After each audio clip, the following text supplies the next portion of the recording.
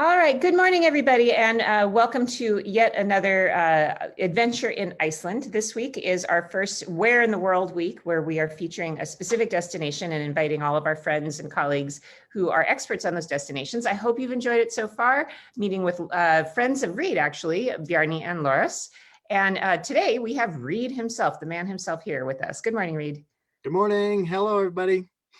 So you've run tours in Iceland, and so you've been, and what is your favorite part about Iceland? What do you love about it?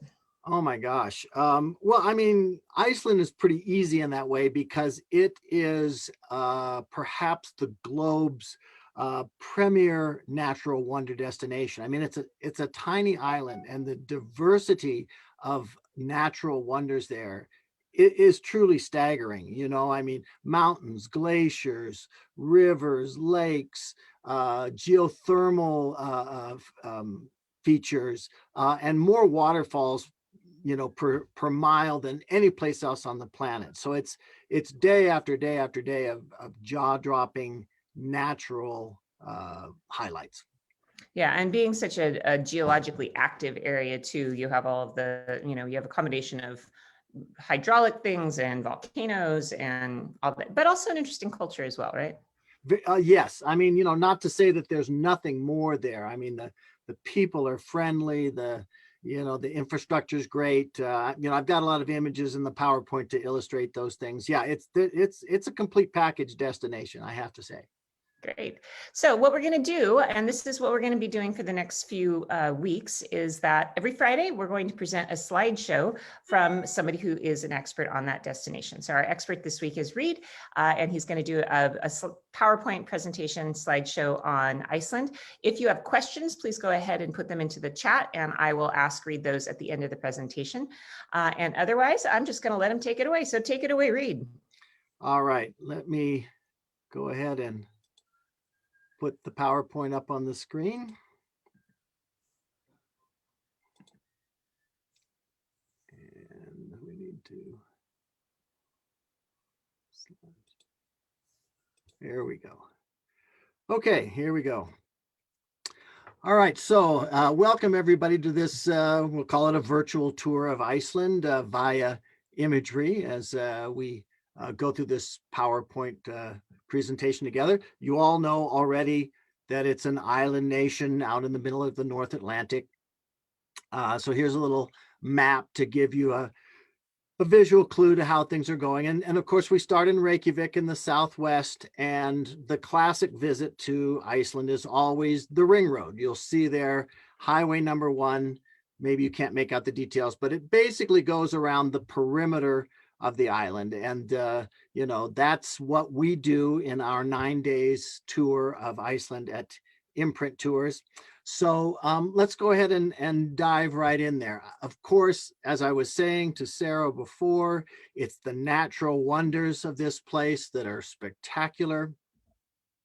Everywhere you go, there's a beautiful vista to be seen. There's no such thing as a day when there isn't something spectacular to see. I mentioned the geothermal activity there. This is the Blue Lagoon, the very, very famous Blue Lagoon, about 40 minutes away from Reykjavik. But I need to be crystal clear here. There are dozens and dozens of these natural hot springs around the island. The Blue Lagoon is just the most famous and the most accessible from the airport in the capital city of Reykjavik. But you can certainly indulge in this experience without having to go to the Blue Lagoon. And before I move on, to also mention the geothermal power plant that you see there in the background. There's Iceland is very, very green because of its natural resources. They've got the geothermal energy, they've got hydropower. So it's an extremely green energy nation. And that's one of the great things about it, I think. So lots of beautiful things to see. I'm just going to flash through some of these spectacular images from around the island. When we get into the actual itinerary of the tour, of course, I will be identifying these for you, but there's so many waterfalls like this one. I'm sure it has a name, but I certainly didn't learn it. It was just one that we happened to drive by on the highway as we went around the country. So And when I was talking about all the amazing things that you might see while you're there, I failed to mention one of what is perhaps the most interesting and spectacular of the natural wonders to see in Iceland, and that's the Northern Lights, which, by the way, I have to say is why we choose to always go in September. It's getting to the shoulder season, heading towards off season there. It's a little bit cooler, but it's the best balance we think here at Imprint of good weather, little bit lesser crowds, and also a really good chance of seeing the aurora borealis, right? The Northern Lights. That is you need to go in the dead of winter to have sort of 100% certainty. But we've had very, very good luck with all those three things, right? Less crowds, uh, really good weather, and then also at least a couple of nights of seeing the aurora. We'll talk more about that at the end, but it is something that's special about Iceland, especially if you've never had that experience in your life. So now I just want to basically talk about, why is it that Iceland has all of these incredible natural wonders? And it's because they are on the mid-Atlantic ridge, that divergent plate, a line that runs through the Atlantic. Here I've got an image up on the screen. You can see that it's actually the longest mountain range in the world. And I'll use my cursor to point out where Iceland is. Iceland is right here. Therefore, the mid-Atlantic ridge runs right through Iceland. And that's why you've got all this. And here's a little diagram that I think is helpful. Shows you where that runs through the island. So that's why you have all this geothermal activity, volcanoes, earthquakes, mountains, et cetera, et cetera. Just a brief explanation there. So I love this shot. I got it online. And it shows that ridge line here. I'm going to use my cursor again to just sort of demonstrate those that are watching. This is where that mid-Atlantic ridge runs, right here, right up sort of the length of the island. Isn't that spectacular? And of course, again, I already mentioned before, but you will see clearly all over the island, there are a number of these geothermal power plants providing that green energy. It's kind of a nice element to your visit there. And of course, the hot springs that you can enjoy all over the island as well. Just a word about infrastructure there. I mean, Iceland's, excuse me, a very modern, progressive island, which means that they've got a really good tourist infrastructure. And as a tour director, that's something that's very, very important to me. Maybe something you take for granted, but it's pretty darn important. So you've got a brand new, nice airport there at Keflavik, fairly recently redone and expanded. You've got really good roads. Now, not every section of road on the island is as good as the image that you're seeing here, but by and large, the roads are very, very good. And honestly, for someone who lives at 7,500 feet in the Rocky Mountains, we can't keep our driveway paved in as good a shape as the roads are in Iceland. I mean, this is a tough environment on roads, and yet they've done a beautiful job keeping the infrastructure in top shape. Hotels are all modern and nice, clean. I might even use the word pristine. The decor is almost always, contemporary, modern. This is not a place to go to have that sort of throwback in time experience that you might do in Europe or other parts of the world. But of course, it's comforting to know that you're always going to be staying in a really nice place, comfortable, warm. I see a coffee maker there on the desk. The infrastructure is really excellent. Always a beautiful buffet breakfast. I will say this, that this isn't exactly a logistical thing, but the food in Iceland is also very, very good, very diverse. They don't have much in what you would call local specialties that you want to try. We certainly do include things like that during the tour, but it's more like just a quick snack on the road to experience something, because traditional Icelandic food is maybe not the kind of cuisine that you would look forward to. So they're very continental there, right? You can get a little bit of everything. And in general, the food is excellent. Here's just a couple of more images of Icelandic meals, usually beautifully presented and very, very tasty.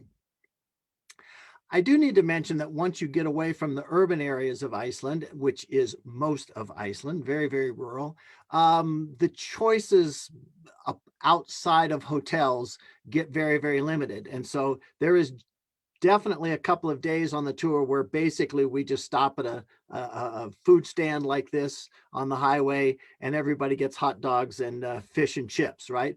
I will say this, the Icelandic hot dogs are delicious.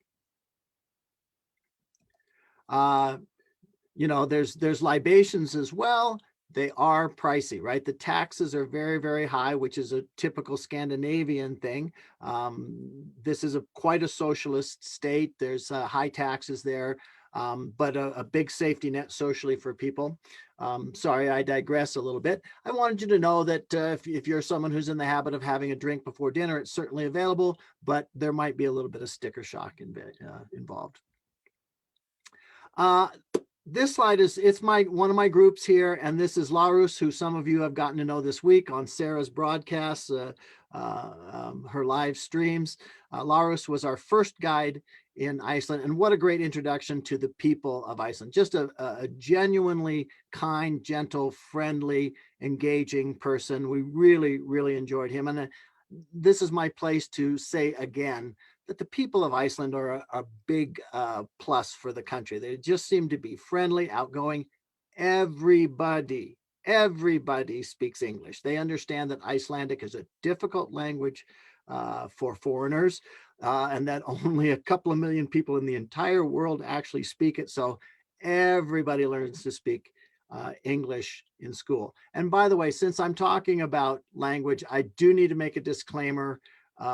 It's a tough language to properly pronounce. I've got some notes here. I'll try to pronounce the names properly, but I'm bound to fumble it.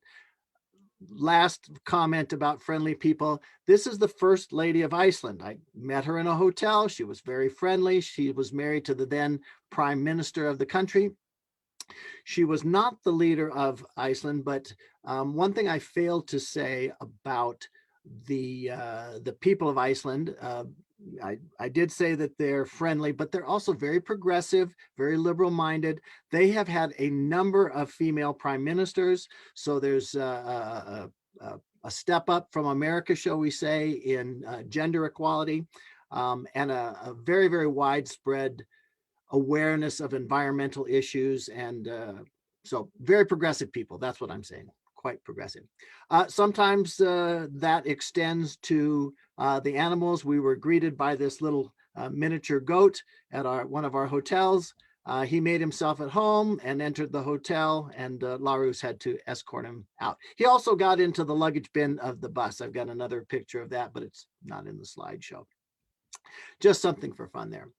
So enough setup and introduction.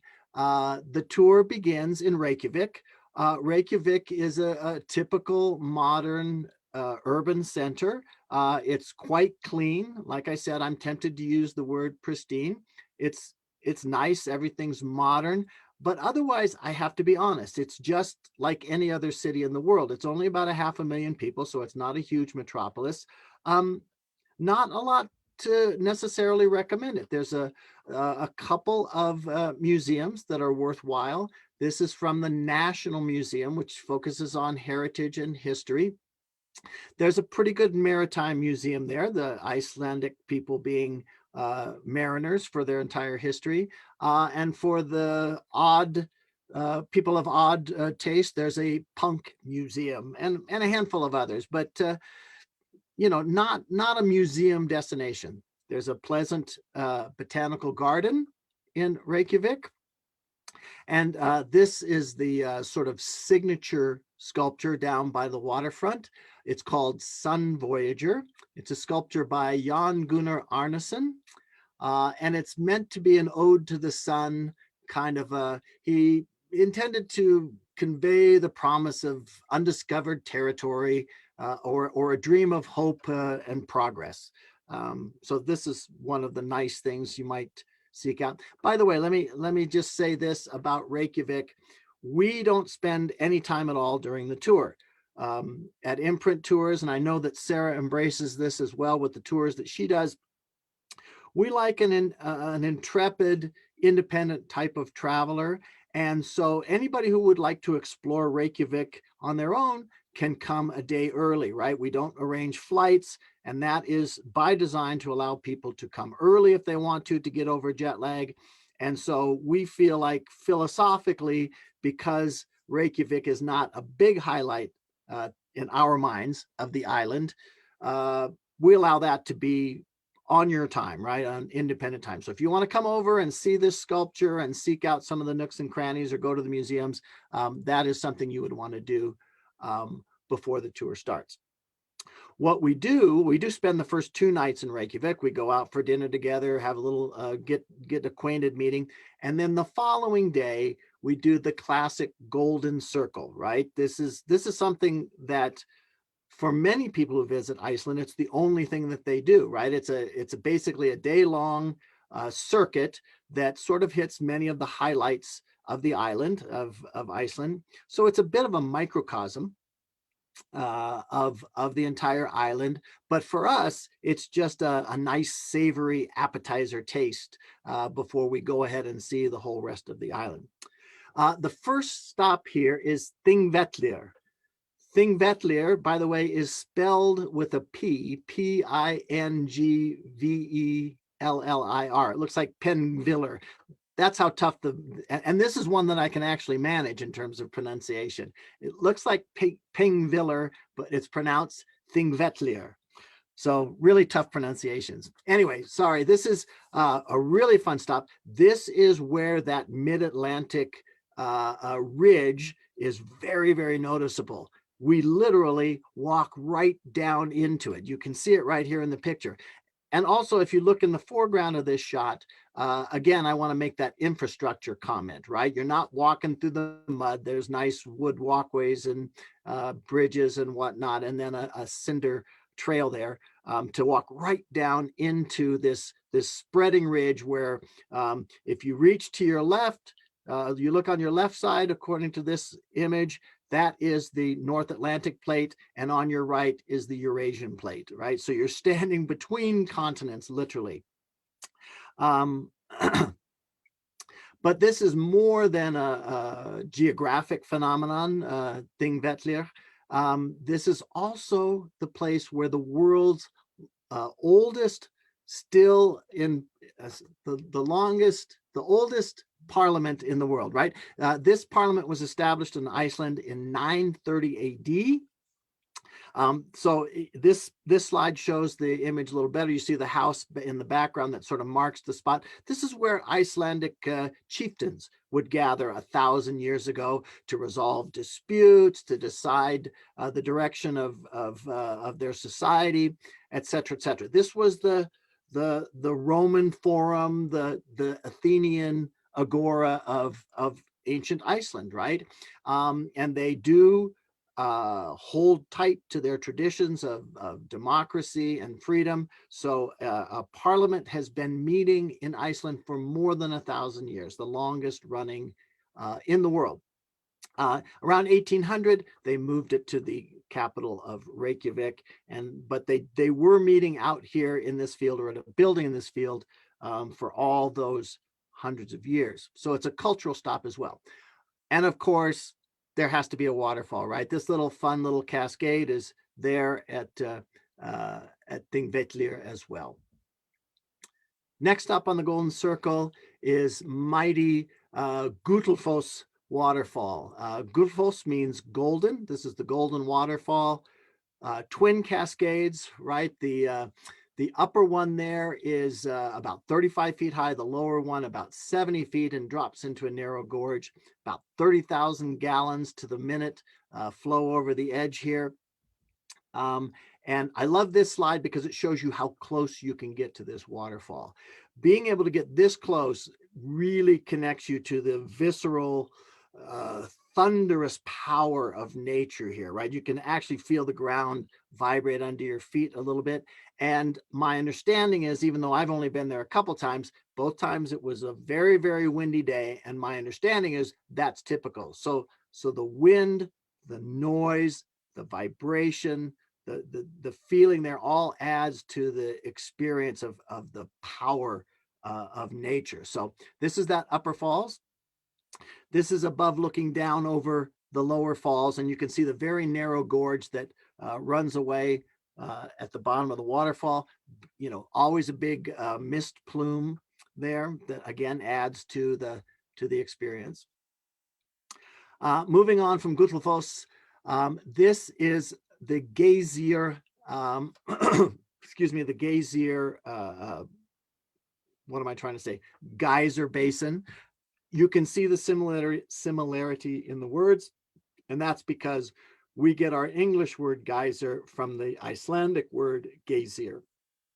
This image is of Stroker geyser. Strokur, if I try to say it properly, is their version of Old Faithful, right? It's not nearly as big. You can see the scale there, the people off to the right, but it does blow quite regularly. I think the cycle was, I don't know, 6 or 7, 8 minutes or whatnot. So not the scale of Old Faithful, but that the dependability of Old Faithful. That's Stroker geyser. This is the geyser. I don't know what the correct terminology would be. The hole out of which the water will come blowing when it erupts. There's a couple other stops on the Golden Circle, but as we loop around and start to head back to Reykjavik, we stop for a bio break, right, at a petrol station, a gas station. And this is one of the things I want to make a point about with Iceland is, you know, apart from these spectacular natural wonders, the other part of enjoyment of Iceland is the smaller, more microcosmic sort of experiences. I just love the way this gas station is built right over that fault line. You can't see it because it's reflected, but you get what's going on here, right? They've put plexiglass in the floor, and you look down and you're seeing that narrow gap, and you've got Europe on the right and North America on the left of this image, right? So even at a gas stop, you get this fun sort of cultural experience there in Iceland. And then, of course, you might want to try some of the local treats. Like I said, you know, earlier, there are certainly some Icelandic specialties that you'll want to try. Chocolate, like everywhere else in the world, very, very good here, made in Iceland. But here's what's unique about Iceland. They love black licorice. You know, it's almost, gosh, dare I say, cult status. I mean, you know, maybe a natural obsession, black licorice, and in particular, black licorice combined with chocolate. Not a combination that we would probably think of here in the United States. But they have festivals. It's reckoned that about 75% of the sweets that you might see on offer in Iceland are some combination of chocolate and black licorice. It's quite addictive. You can see we're all trying it here. I know I don't look too happy there in the back right-hand corner, but I promise you I'm still enjoying it. You know, they serve it with sauces, you know, as sauce on ice cream in all kinds of crazy imaginative ways. Now, me as a visitor, as a traveler, I always want to know why. Why is it that licorice has become so popular? And sometimes there's not an answer, but I think in Iceland, you can sort of sort this out. You know, you've got the combination of a historically harsh environment, meaning not many naturally sweet plants, right? And maybe honey available, but it's quite cold up there, so the bees would be in hibernation for much of the year.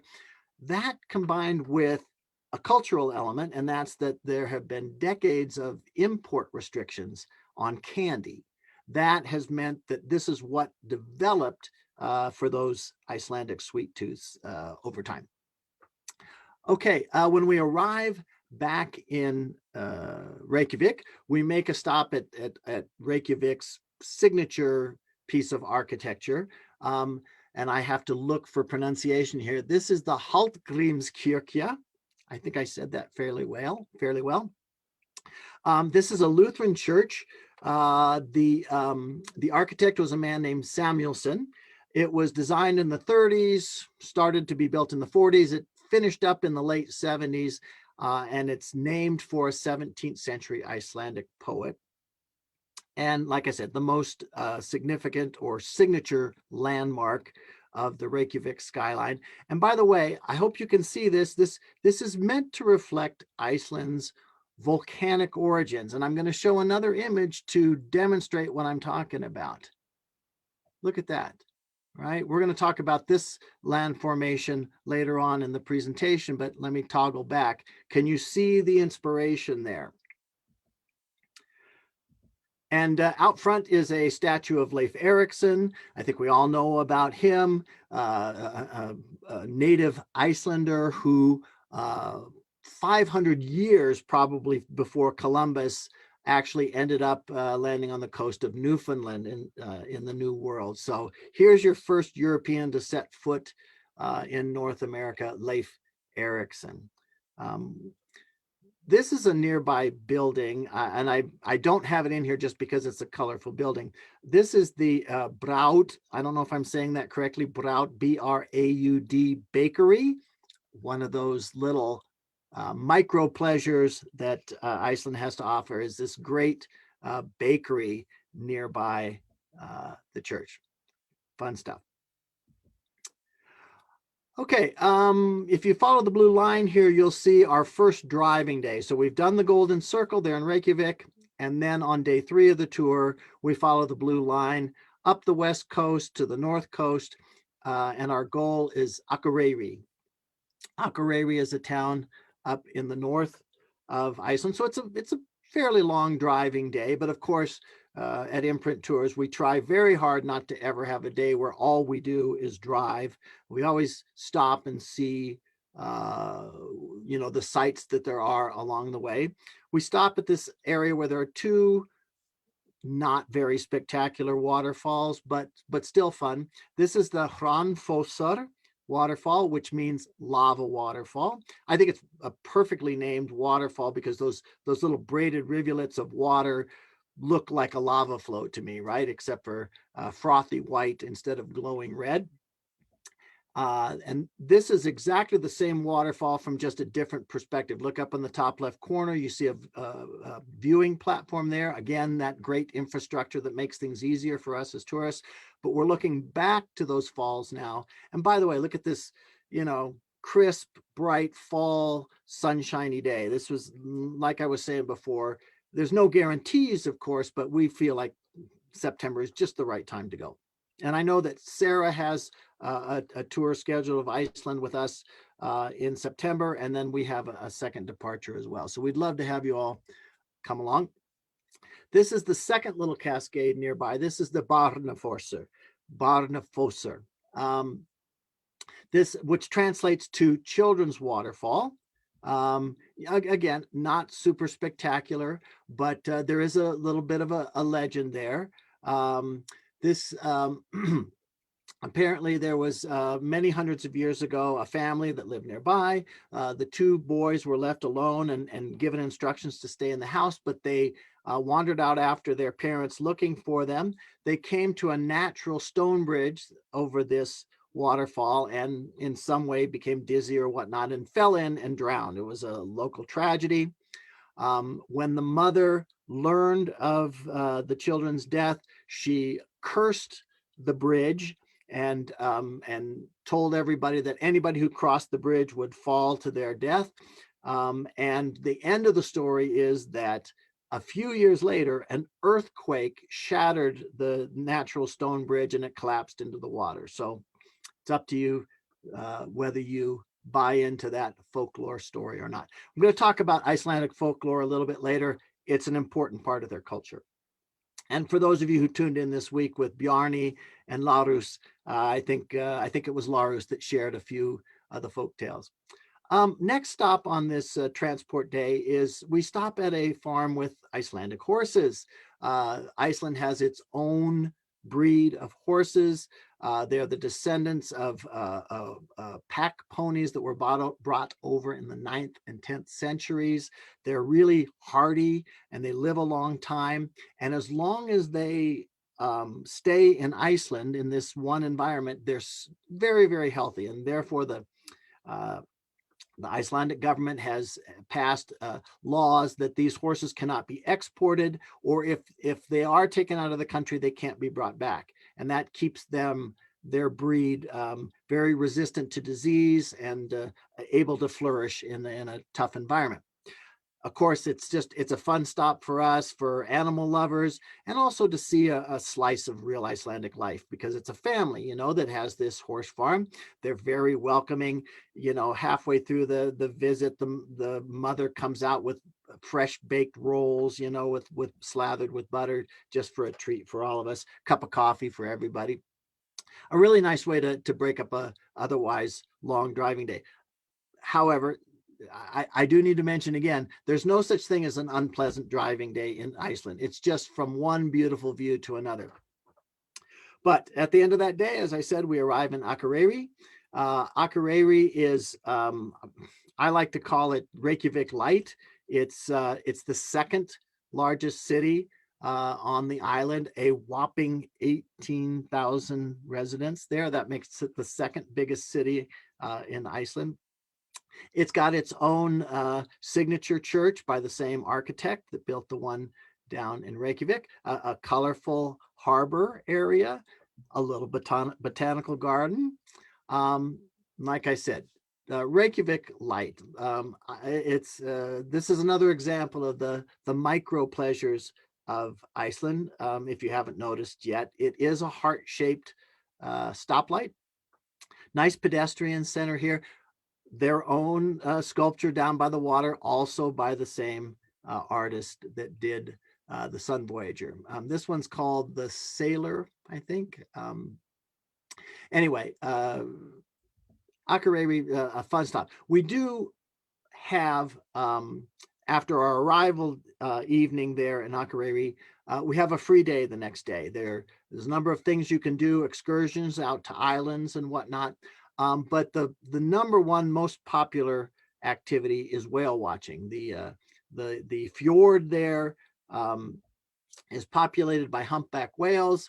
You go, you check in, they give you these cool, well, not cool, warm overalls, and you bundle up. And you can see it's another gorgeous day here, that the day that we opted to do this. And you head out into the fjord looking for whales. It's a great excursion. It's just fun to be on the water. It's beautiful. It's peaceful. I'm not a real mariner, but I do love the opportunity to be out on the water when the occasion arises. And of course, very, very high incidence of success in spotting the whales. Here's a humpback. When we first saw it, of course, it was way out, and the captains will take you as close as they can without it feeling like harassment. And of course, you're looking for that classic deep dive where the fluke comes up just before the whale disappears under the waves. So when we're done in Akureyri, this is our next driving day. Not a long driving day. This day of the tour, I think this ends up being like day 4, day 5, is chock full of things to see. So this is our little routing. First stop is, you guessed it, another waterfall. This is the Godafoss waterfall, kind of like Horseshoe Falls at Niagara, the same shape, not as big, excuse me, but very, very beautiful and pleasant. Sheep are not our destination, but you do see a lot of sheep along the landscape here. This stop is another tough one for me, Skútustaðir.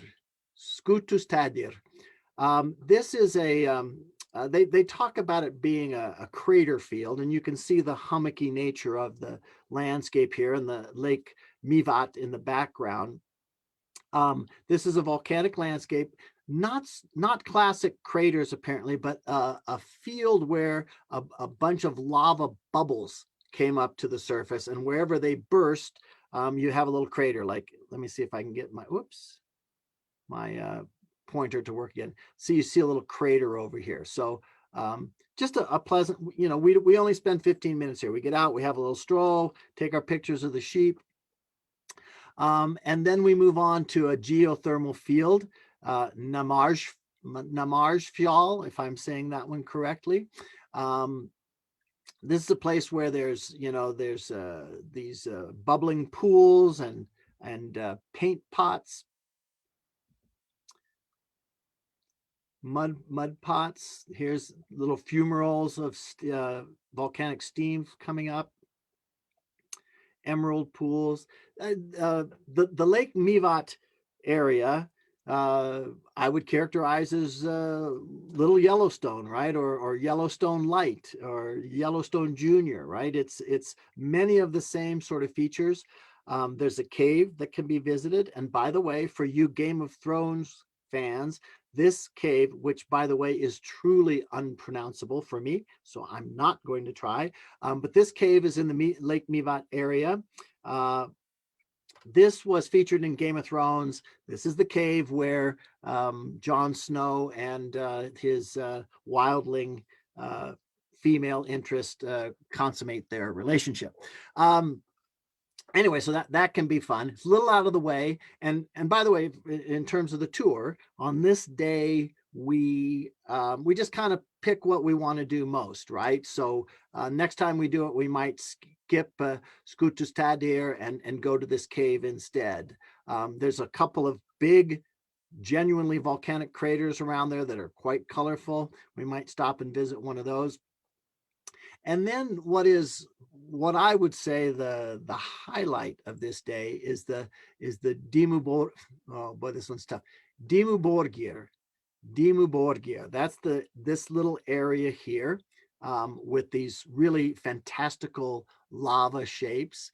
The story here is that this was at one time all underwater, and as the lava extruded from the ground underneath the water, the super rapid cooling of the lava due to the water is what creates these bristly, spiny, twisted, contorted lava formations. And of course, everybody has to take their turn having their picture taken up in the window up there.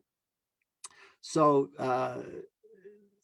scenes like this, just extruded lava, can be found all over the island, but this is just one of the most dramatic. And by the way,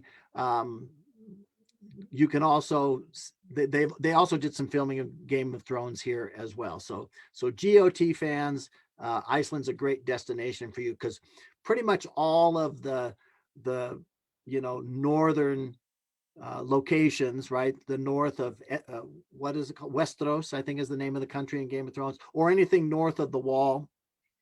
A lot of that was filmed in Iceland. Last stop of the day is one of the most spectacular on the entire tour. It's Dettifoss waterfall.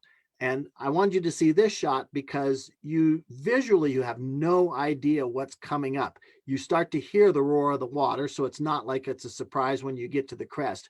But visually, you're walking along through this lava field, and then boom, you come out, and there's the waterfall. I love this shot because it does give you a sense of scale. Look up in the top right and see the people up, top left, and you see the scale, right? People. And again, like at Gullfoss, the fact that you can get so close makes this just a more powerful experience.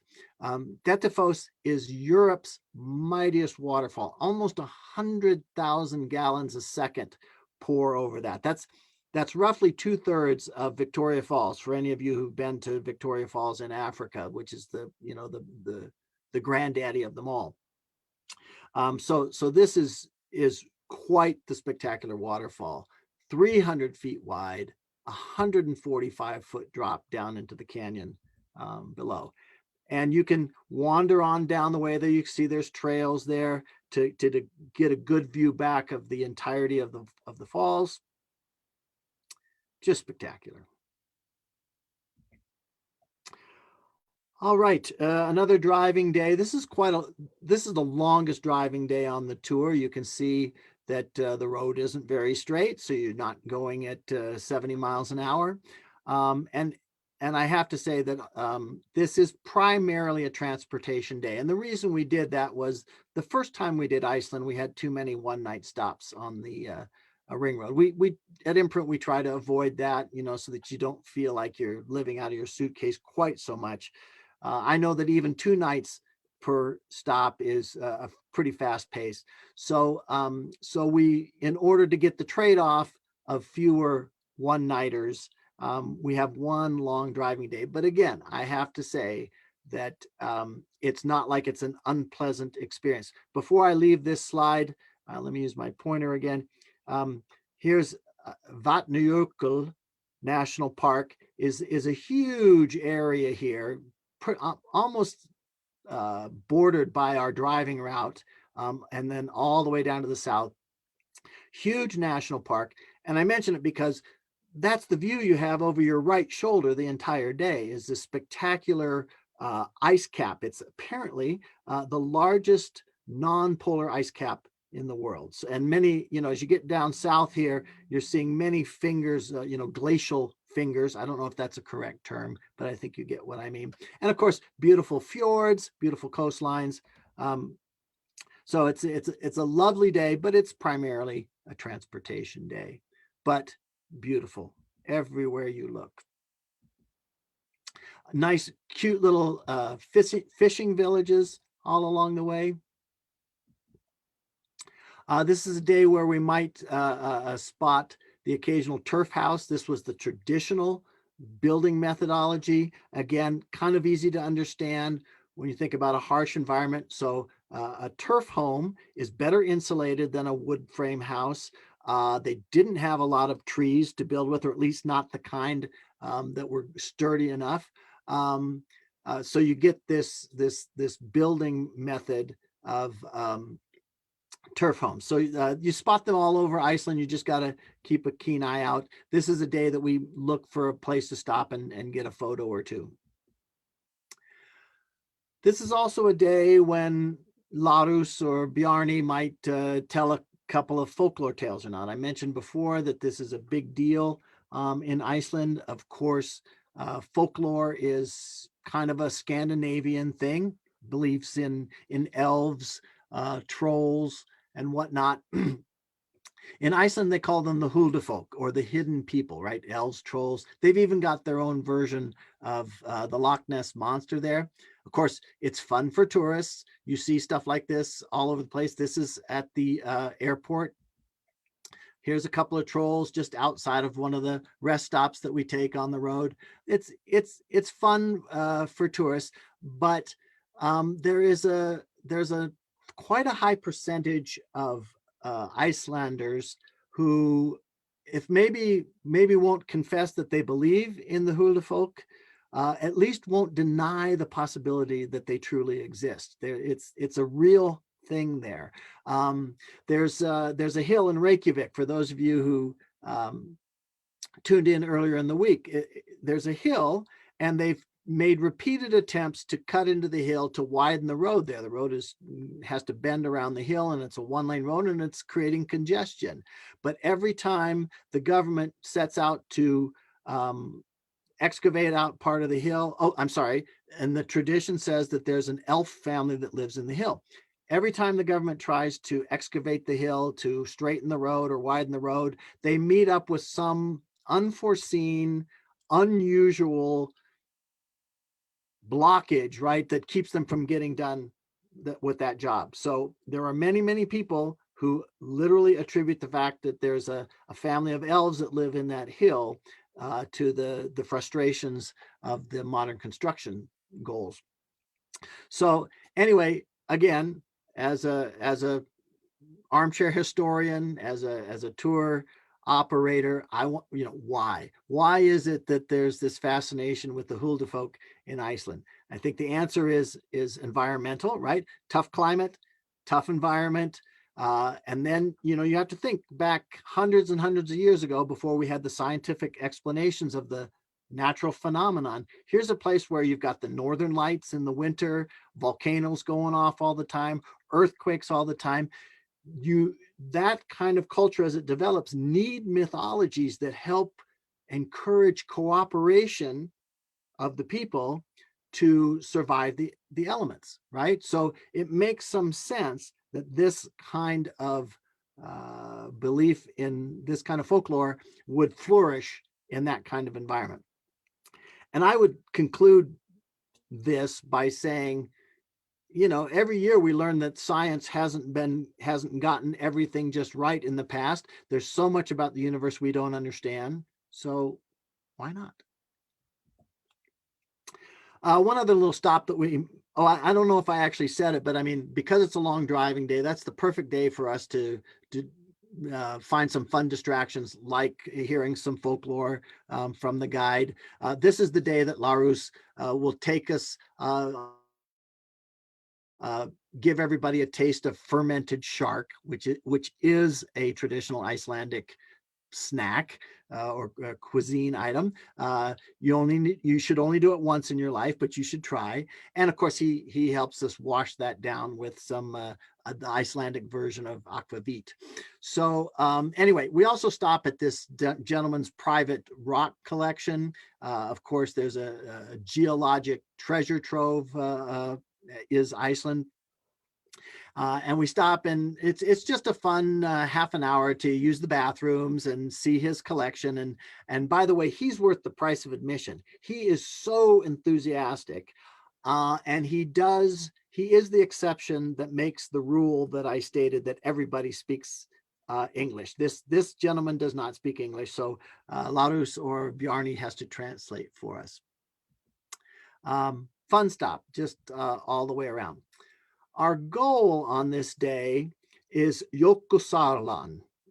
Probably not saying that very well, but Jökulsárlón is roughly translated as the Glacier Lagoon. This may be the most famous single destination site on the island. This is a gorgeous little inlet, a little lagoon that is fed by a tidewater glacier, right? Actually, this is not the best picture for that, but you can see then that giant polar ice or non-polar ice cap that I talked about, the several fingers of glaciers that come down. And I think I have a better shot. Yeah, here we go. Here's where the glacier actually comes to the saltwater edge, and you get a tidewater glacier. This is the kind of glacier then that calves icebergs. This should better be called Iceberg Lagoon, I think, than Glacier Lagoon, because that's the point of being here. I'm afraid I don't have a good shot of us bobbing around in that duck boat that I showed you in the first slide amongst the icebergs. That's the extravagant wow factor experience of being here, is not just seeing this, but getting in that duck boat, sailing out into the lagoon, and literally bobbing about amongst those icebergs. It's really a great experience. Of course, you have a little local guide that goes on the boat with you. She pulls out a smallish piece of an iceberg, and we pass it around and hold it. Dare I say it, it's a cool experience, pun intended. But again, it's more than just picking up a piece of ice. It's the knowledge that's imparted to us by this local guide that ice is probably at least 1,000 years old, right? It takes so many years for the glaciers to build up and then to calve off. So you're holding a piece of genuine history in your hands. That just like I said, as an armchair historian, I just love stuff like that. Next stop is Diamond Beach. This is very nearby because at the effluent where the water flows out of the lagoon on a tidal basis out into the ocean, the icebergs eventually float out, break up a little bit, and then they wash back up on this gorgeous black sand beach. And it resembles nothing more than than diamonds spread out. Look in the background of this shot, all these gorgeous chunks of ice glittering in the sun, like diamonds. Once again, you see that huge ice cap that's sort of the backdrop for everything. This is my daughter Maya, by the way, that you've been seeing in all these pictures. If you go to Iceland with us this fall, Maya will be your imprint escort. I love this shot because I think it looks like the island. I think it looks like a map of Iceland. I mean, it's not exact, but it's very, very eerily similar, shall we say. Good fun. We spend 2 nights there near Kafafel, and in the morning we visit the Glacier Lagoon, and then in the afternoon we have a free afternoon, and this is sort of like adventure sports central for Iceland. There's hiking options, glacier walks, ice cave visits, ATV tours, even kayaking, a number of things to do, or just relax in our lovely hotel and write postcards or something. The last driving day of the tour here is shown with the blue line on the map. I'm going to be wrapping up here fairly shortly, and then we'll see if anybody has sent in their questions to Sarah. The driving along the southern reaches of the island, this is probably the most diverse sightseeing day on the tour. There's so much of the southern coast of Iceland that's beautiful and worthwhile. More pretty fishing villages along the coast, dramatic coastline, and this particular shot right here is the Dyrhólaey, right? That's that group of basalt towers sticking up out of the surf. By the way, also featured on Game of Thrones. This is the southernmost point of the island. It's not a popular time of year for the puffins, but there is a chance in September that we might still see some of the puffins that live on that promontory, but it's a breathtaking photo opportunity no matter what. This is Dyrhólaey again. I'm probably butchering the pronunciation from the other angle. And then this is Reynisfjarðar Beach, right? It's a black or a dark gray sand beach. That's not a real cave, but it looks like the entrance to a cave. You guessed it. Featured in Game of Thrones, season 7, North of the Wall. These are hexagonal basalt columns, or they're called columnar jointing. Really, I showed this image when I had the picture of the church earlier. Apparently, the way that this is formed, it's volcanic. When lava cools, it contracts and fractures.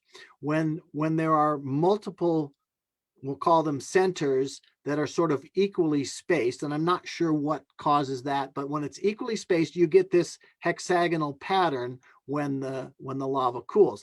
And if it cools evenly over time, meaning there's no water involved or anything that changes the cooling period, these hexagonal shapes become elongated, and you get these geometric columns.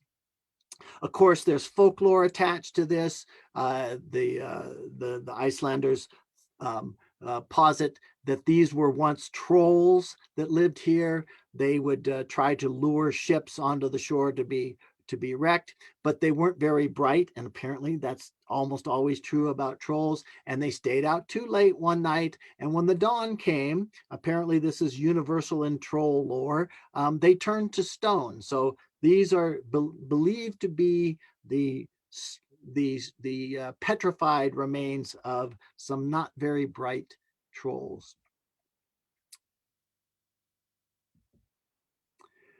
One of the last stops that we make then is an unpronounceable glacier. I'm going to try Sólheimajökull. Oh, Sólheimajökull Glacier. Jökull, I think, means glacier. And what's unique about this, as compared to the dozens that we've already seen, is we can park the bus and hike right up to the glacier. So not on the glacier, but like I said, that's an excursion that's available on the free afternoon But we at least go right up to the tongue of this glacier. Just to repeat, this is the last full day of the tour. And of course, we have to finish up with our last two waterfalls. This is Skogafoss, quite a spectacular one. It's about 85 feet wide and 200 feet high. And the rainbow that you see in my shot here is quite often present. There's also a trail that leads up off to the right of the waterfall. You can hike all the way up to the top and have tremendous views back out over the water. This faces out toward the water. We're not too far from the coast, but then you also look back inland, and of course you see the glaciers, the ice cap, the mountains. Like I said, you get a stiff neck looking around at all the spectacular scenery. This is our last little waterfall visit, the Seljalandfoss. Also about 200-foot drop, not as much water volume. What's fun about this waterfall is these are people here, right? There's a trail that runs right behind the water. Take your umbrella, you get a little bit wet. Here's people here down on the right-hand corner. So you can walk right. That's just kind of a fun thing, isn't it, right? To walk behind a waterfall. Then we have our last night's dinner together. And then on the last day of the tour, instead of it just being over at breakfast, for practical purposes, we run the couple of hours back to either Keflavik, the international airport, or Reykjavik. We'll drop you off at your choice of those two places for your flight home, or if you're extending your stay in Reykjavik. We make one last stop at the Lava Center, right? There's a number of centers around the island that feature educational displays about the volcanism of the island. I'm just showing you one of the maps that they've got there. This is the best one, right? This is a great place to sort of finish off our visit with a educational piece, learning a little bit about the geology of the island. And of course, now it just so happens that the times that I've been to Iceland, we saw the Northern Lights at the end on the southern side. But there's no science to that. There's no more likelihood that you'll see the Northern Lights on the southern side of the island. That's just what's happened to me in my few experiences. But just a word about the Aurora Borealis. It's caused by disturbances in the magnetosphere that are caused by solar winds. It alters the trajectories or the movement of charged particles, and that ionization or excitation of atmospheric elements can, under the right circumstances, emit light of varying color and complexity. You will almost certainly see the Northern Lights while you're in Iceland in September. Whether or not you get a display like this that's dancing and moving and super dramatic, or whether it's just a faint lightening of the sky or something that you've got to let your eyes adjust to and more subtle, that part nobody can predict for sure. But we've had always very good luck, so we always hope for the best on that. One last fun fact about the Northern Lights: when you see it with the naked eye, it is not green. It only shows up green in photographs. And I don't understand the process to explain that to you, just that it's true. So I'm at an end here. And I'm going to see if Sarah pops back on, just like magic. There she is. So I'm going to turn it over to her and see if she had any questions while we were talking about Iceland. Okay, Reid. So am I showing? I'm not sure that I'm showing. So go ahead and end your share screen. Ah, right.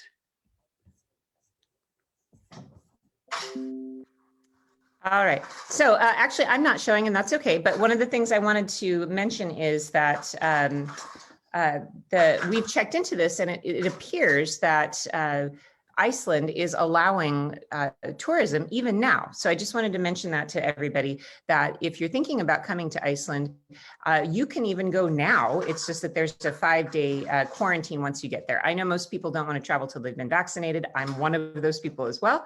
But that's why we feel really good about this tour departing in September, because they are really very motivated to get tourism rolling again. So as far as we understand right now, the tour will go, and the requirement is going to be that everybody who goes on the tour has to be vaccinated, because that's how they'll let you in without a quarantine if you're vaccinated. So we're feeling good about this one. I would say out of all the tours we're offering this fall, this is the one I feel the best about. Don't you think, Reid? Yeah, that and of course I've got India going not until November, and I'm thinking the few extra months might be helpful in that way too.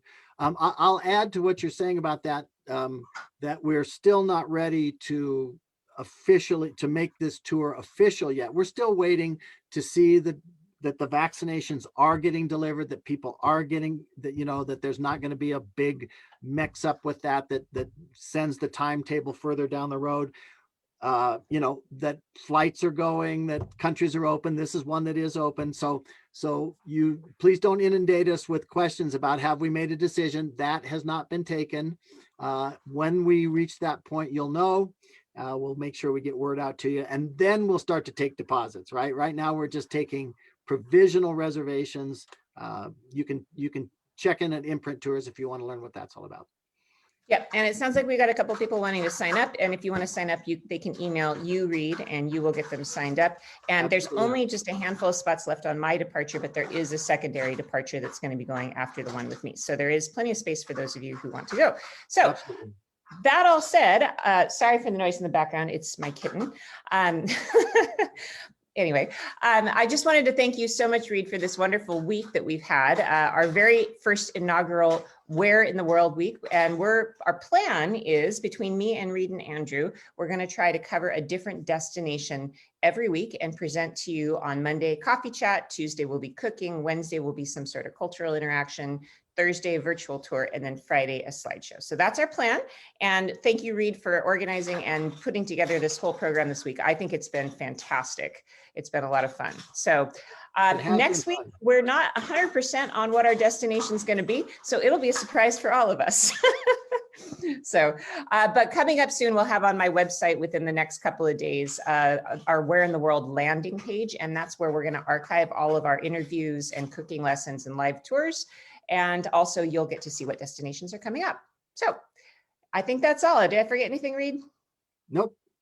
All if right. I knew how to say goodbye in Icelandic, that's what I would close with, but I don't. All right. Well, goodbye in English, because everybody in Iceland speaks in English anyway. So anyway, so thanks for joining us. Coming up for sure, we know in the next few weeks, we're going to be covering Slovenia. We'll probably be visiting India. We may be visiting the Balkans. Actually, my business partner, Andrew's in the Balkans. So we're talking about featuring that as well. So there's going to be all kinds of great virtual travel. While we still can't travel, we're going to take you around the world. So join us starting again next week for Where in the World. Thanks, Reid. All right. Bye-bye, everybody.